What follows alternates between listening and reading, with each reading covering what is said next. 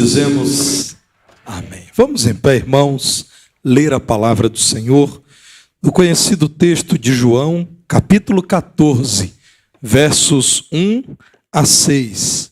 Convido também quem acompanha a transmissão do culto ao Senhor para que acompanhe a leitura da palavra de Deus. O texto que leremos agora, como eu disse, João, capítulo 14, versos 1 a 6. Diz-nos assim a palavra de Deus: Não se turbe o vosso coração. Credes em Deus, crede também em mim. Na casa de meu pai há muitas moradas. Se assim não fora, eu vulo teria dito, pois vou preparar-vos lugar. E quando eu for e vos preparar lugar, voltarei e vos receberei para mim mesmo, para que onde eu estou, estejais vós também. E vós sabeis o caminho para onde eu vou. Disse-lhe Tomé: Senhor, não sabemos para onde vais. Como saber o caminho? Respondeu-lhe Jesus. Vamos juntos ler? Eu sou o caminho e a verdade e a vida. Ninguém vem ao Pai senão por mim. Amém.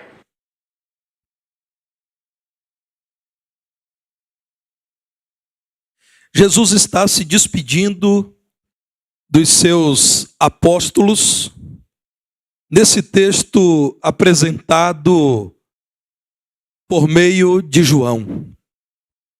Jesus está falando da continuidade dos seus planos. Ele deixaria em breve o mundo dos seus apóstolos, mas neles, nos seus apóstolos e nos demais discípulos, permaneceria viva a mensagem de Jesus. É nesse contexto, irmãos, que Jesus diz: não fiquem preocupados. Há um plano sendo perfeitamente executado pelo Pai, de quem eu trago toda a mensagem, e vocês jamais se sentirão atordoados, perdidos, abandonados, deixados para trás. Irmãos, é impressionante como Jesus, em sua grande sabedoria, em seu imenso amor, promete o envio do Espírito Santo, o Espírito dele, para conduzir os seus discípulos até aquele tempo em que ele virá nos buscar. Em João 14, no verso 18, Jesus diz: não vos deixarei órfãos, voltarei para vós outros. Não deixarei vocês sem a minha companhia, e eu ainda voltarei para vós. Pastor Charles Spurgeon disse que o Espírito de Deus está aqui embaixo a fim de nos preparar para este lugar que é o céu. O Filho de Deus está lá em cima para prepará-lo. Então está tudo em perfeita concordância com os planos do Senhor Jesus Cristo. Por isso, no capítulo 14, em falando de despedida, Jesus diz: não se turbe o vosso coração. Não perca a esperança no coração. Não deixe o coração sofrido. Não se deixe abater. Creiam em Deus, e já que vocês creem em Deus, com quem eu sou um, creiam também em mim, que sou o Filho de Deus.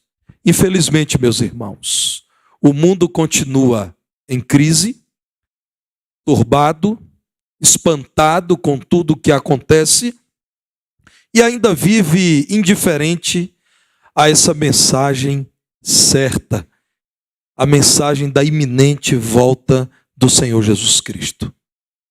Até mesmo cristãos têm de algum modo dado pequena atenção a esta doutrina, a doutrina do novo advento de Cristo. Talvez, meus irmãos, estejamos no tempo, em toda a história da igreja, em que menos se tem falado da volta do Senhor Jesus Cristo. Isso casa, irmãos, com a insistência de boa parte dos pregadores de falar desse mundo, daquilo que podemos conquistar nesse mundo, daquilo que devemos buscar nesse mundo, daquilo que devemos almejar entre os homens. E em algum momento, irmãos, parece-nos que há pessoas que têm amado tanto esse mundo, que até têm convivido em seu íntimo com o esquecimento da volta de Jesus.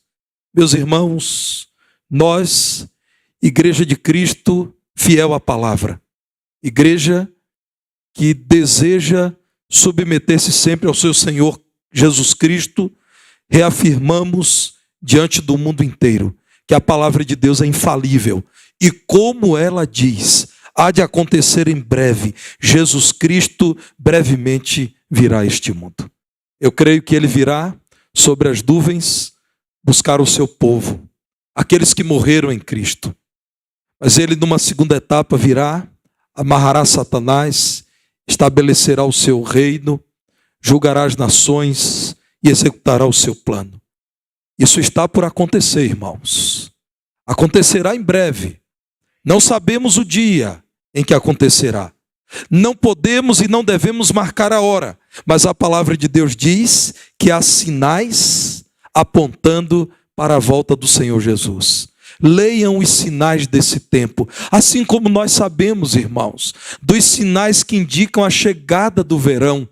Nós podemos examinar aqueles sinais que indicam que brevemente Jesus virá. Assim como as dores de parto indicam, Aline, que a criança virá, não é assim, enfermeira? Temos aqui outra enfermeira. Os sinais indicam que Jesus virá. Como é que acontece com as mamães? Eu fiz menção a 2 enfermeiras aqui. Elas começam a perceber as contrações, a rotura das águas, a dilatação, tudo que indica que uma criança está por chegar. Irmãos, é o que tem acontecido. Esse mundo envelhecido, tomado pelo pecado, nos apresenta sinais claros de que breve Jesus virá. Acompanhe, por favor, alguns textos bíblicos que estão de mãos dadas com o que Jesus diz em João 14. Marcos capítulo 13, verso 32, é o primeiro que quero mencionar. E diz assim: a respeito daquele dia ou da hora ninguém sabe, nem os anjos no céu, nem o Filho senão o Pai. Se você já ouviu alguém dizer que sabe com certeza do dia em que Jesus virá, pela palavra de Deus, descreia naquilo que essa pessoa está dizendo. Ao longo da história, grupos religiosos marcaram e sempre se frustraram.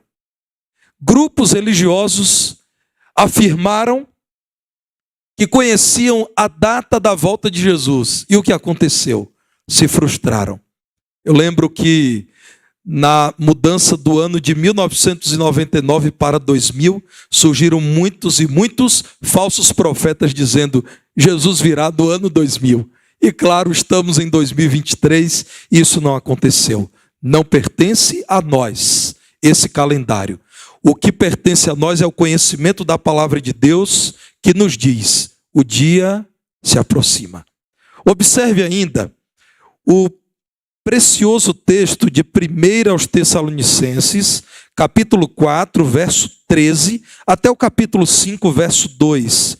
1 aos Tessalonicenses 4, 13. Não queremos, porém, irmãos, que sejais ignorantes com respeito aos que dormem. É o que nos diz 1 aos Tessalonicenses 4, 13.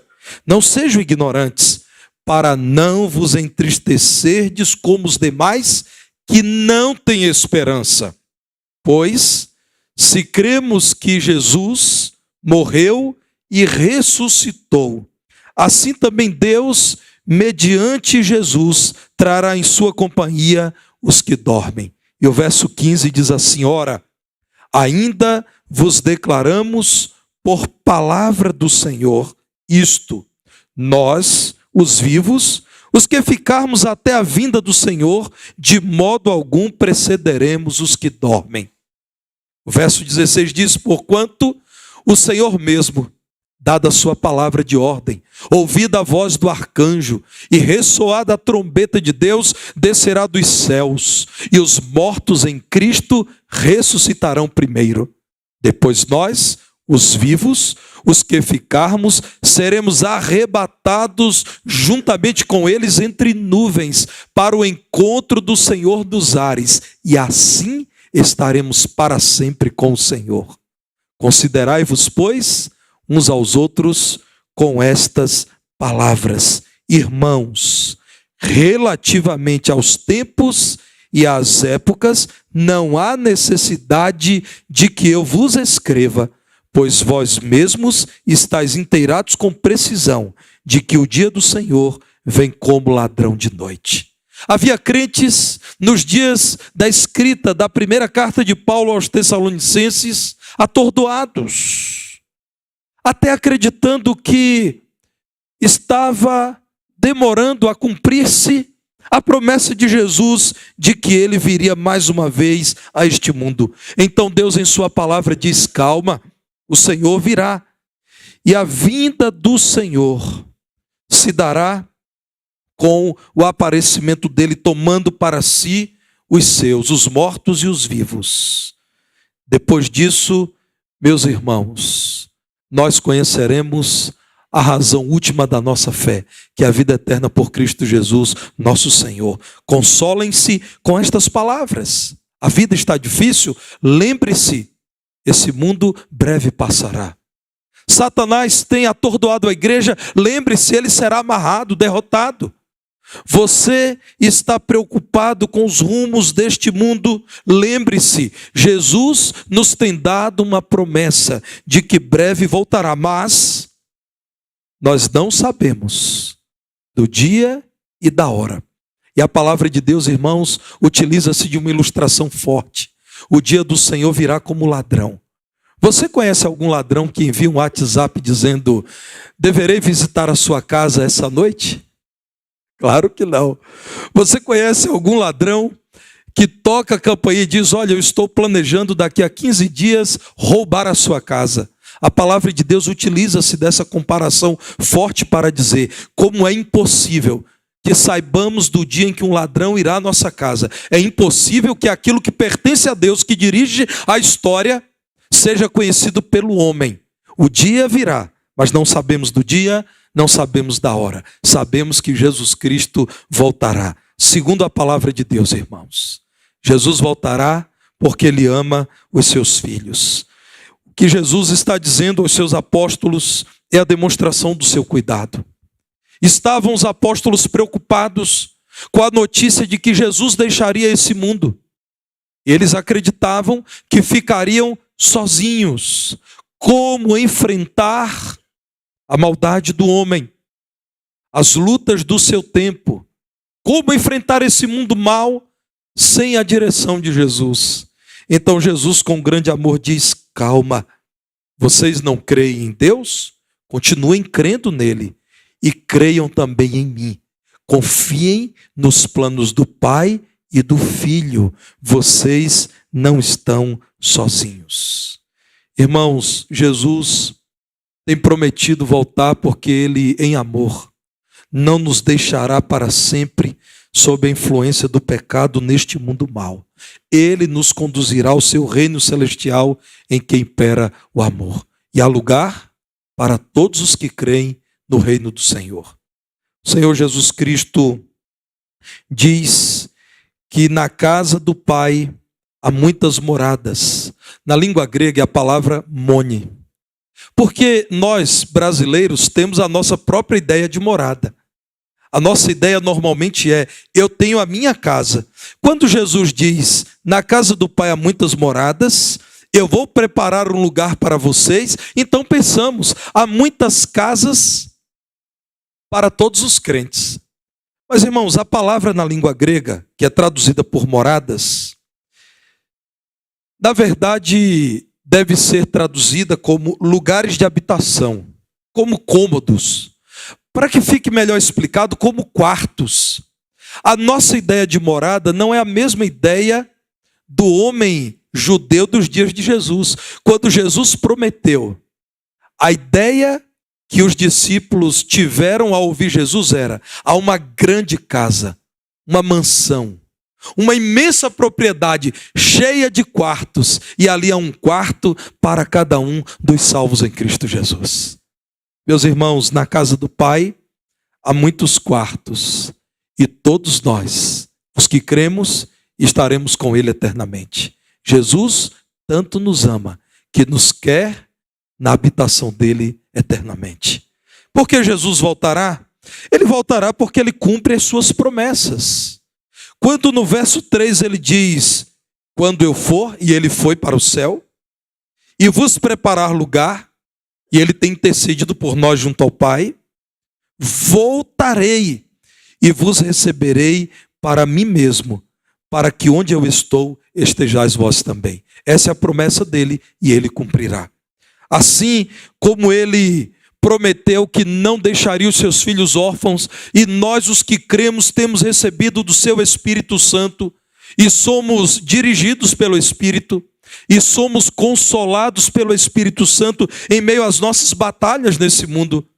E somos orientados por Ele, que nos guia na verdade, em meio a tantas vozes humanas, defendendo tantas ideias, a maior parte em contraposição à palavra de Deus. Assim como o Senhor tem dado o seu Espírito a todos os que creem nele, Ele também cumprirá a promessa de vir nos buscar mais uma vez. Ele cumprirá a promessa de nos resgatar deste mundo para um novo século.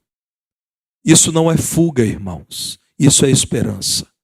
Triste do homem que, ao olhar para esse mundo mau, acredita que esse mundo é tudo que ele tem. Imaginem, irmãos, acreditar que tudo que existe é esse mundo de injustiça, de maldade, de perversão, em que o erro é celebrado e aquilo que é correto é condenado. Esse mundo rebelado contra Deus, que zomba do Evangelho, que ri da palavra do Senhor. Imagina, irmão, se tudo o que tivéssemos fosse esse mundo. Graças a Deus não é. O Senhor nos tem dado uma promessa maravilhosa. Esse mundo passará. Se você, meu irmão, está cansado desse mundo, não desista. Olhe para a palavra de Deus. Anime-se mais um pouco. O Senhor é contigo. Ele te ajudará nessa caminhada até que você verá o resultado final da sua fé, a promessa que Ele nos fez, a promessa feita por Cristo, que é a vida eterna. Então, quando você lê os noticiários ou os ouve e percebe que o nosso país vai mal, muito mal, ou quando você olha para países prósperos e percebe que em sua ignorância, em sua tolice, os homens celebraram a morte de Deus, o que nunca aconteceu. Não se deixe abater, meu irmão.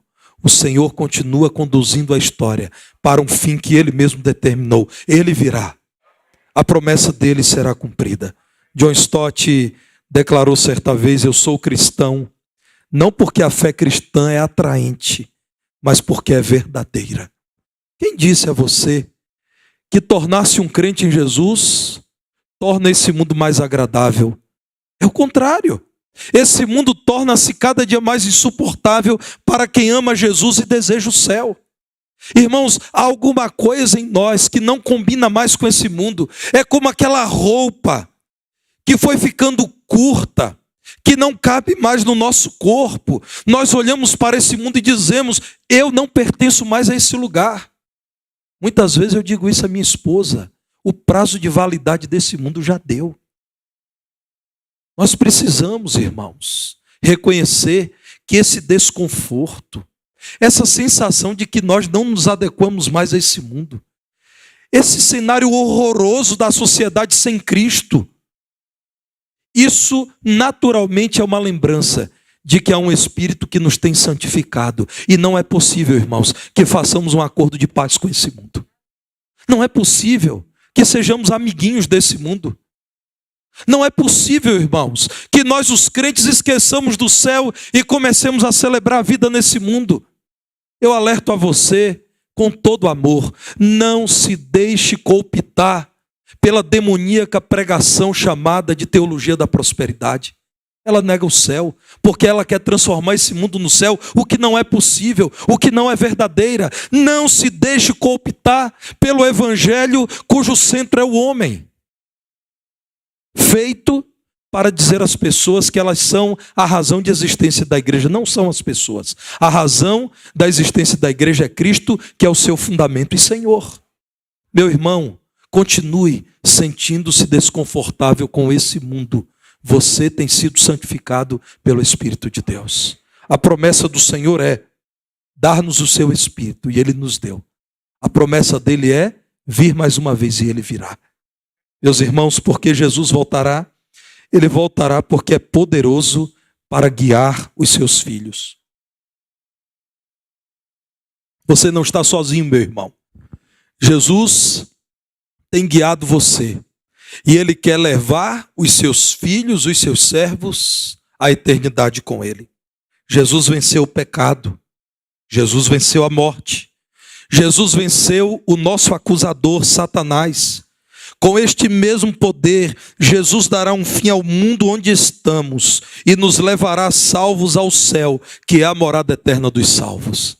Jesus virá, porque Ele é poderoso para nos guiar. Os irmãos que gostam do Pantanal, os pescadores desta igreja sabem. Rios em que há jacarés, há momentos em que os jacarés saem da água e ficam nas margens do rio. Mas qual é a posição do jacaré? É sempre olhando para o rio. Ele está fora do rio, mas ele está sempre olhando como quem diz: eu estou por um tempo aqui, mas o meu lugar é o rio, a qualquer momento voltarei. Todo pescador experiente sabe, se há jacarés na margem, não se arrisca a entrar no rio. Primeiro, porque deve haver muitos lá dentro da água. Segundo, porque rapidamente eles se movimentam e entram no rio. Crente, seja uma espécie de jacaré. Você está nesse mundo, mas está olhando para o céu, como quem diz: é para lá que eu vou. E rapidamente virei. Porque rapidamente Jesus virá. Porque rapidamente eu estarei em minha casa. Eu estou nesse mundo, mas eu estou olhando para o céu. Eu estou caminhando nesse mundo, mas eu estou olhando para a eternidade com Cristo. Porque Jesus voltará? Ele voltará porque Ele sempre tem um plano infalível.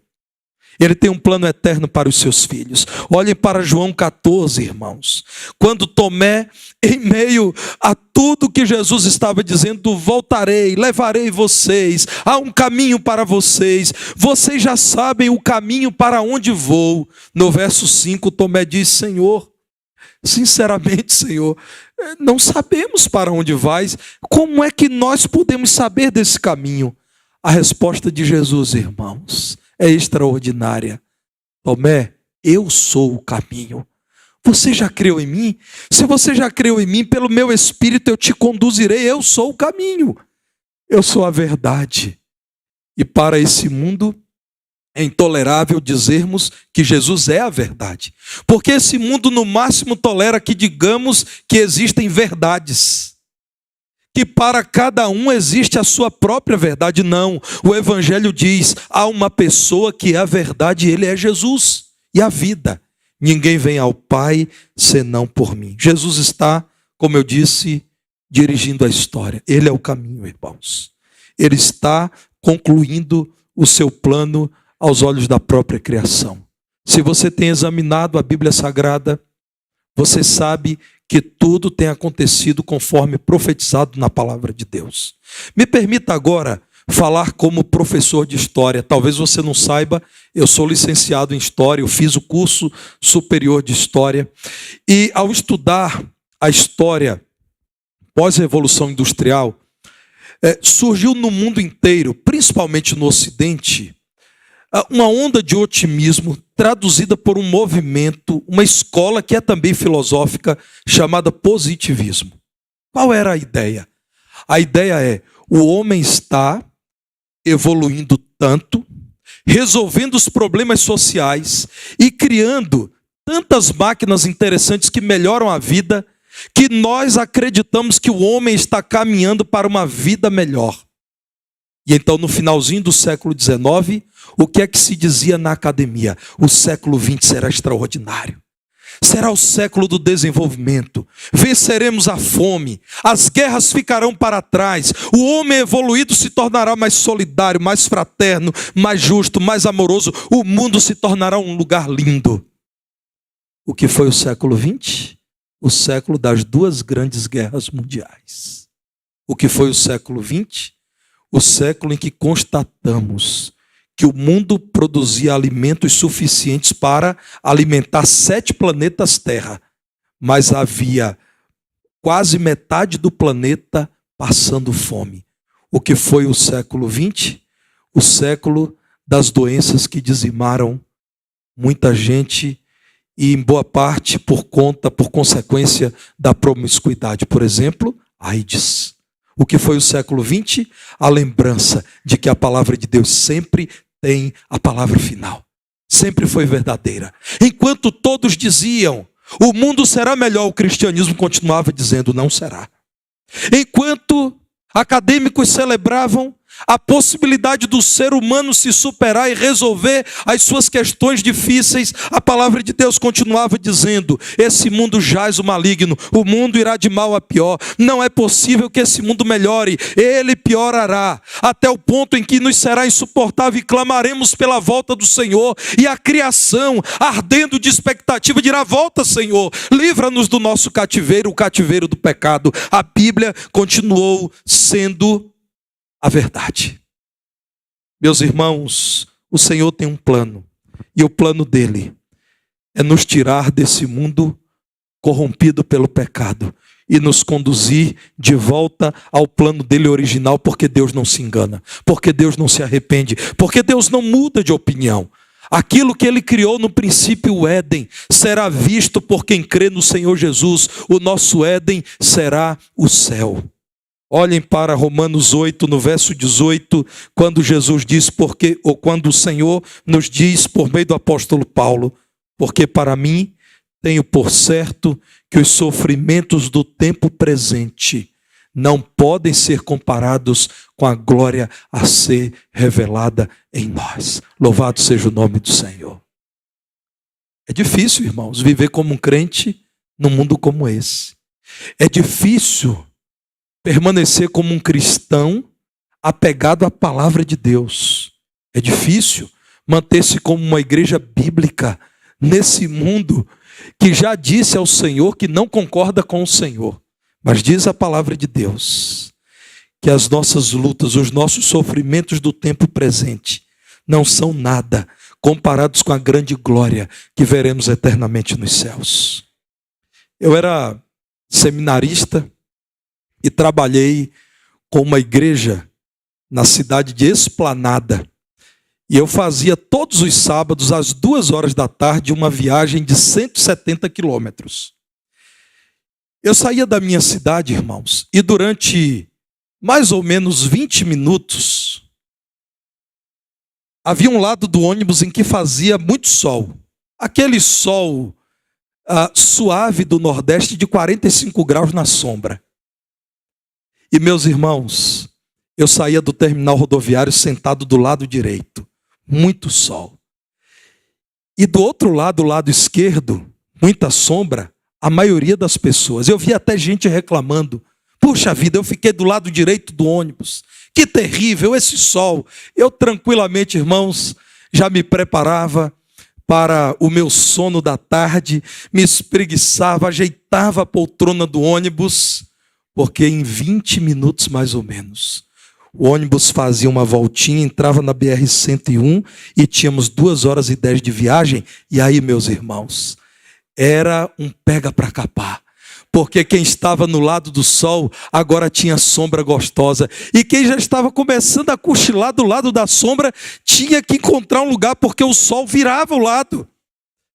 E eu via muita gente correndo e disputando, mas não havia lugar para todo mundo do lado da sombra.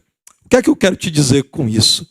Que eu preferia todos os sábados à tarde enfrentar 20 a 25 minutos de sol forte e depois ganhar 2h10 de sombra. Havia gente que queria muito, que lutava por 20, 25 minutos de sombra e depois tinha que suportar sol escaldante da tarde. Imagina, irmãos, 3 horas da tarde. Meus irmãos, a vida cristã é assim. Nós estamos num pequenino momento da nossa viagem eterna. E o sol está forte, irmãos. E o inimigo nos ataca. E o mundo nos odeia. E os cristãos estão desconfortáveis.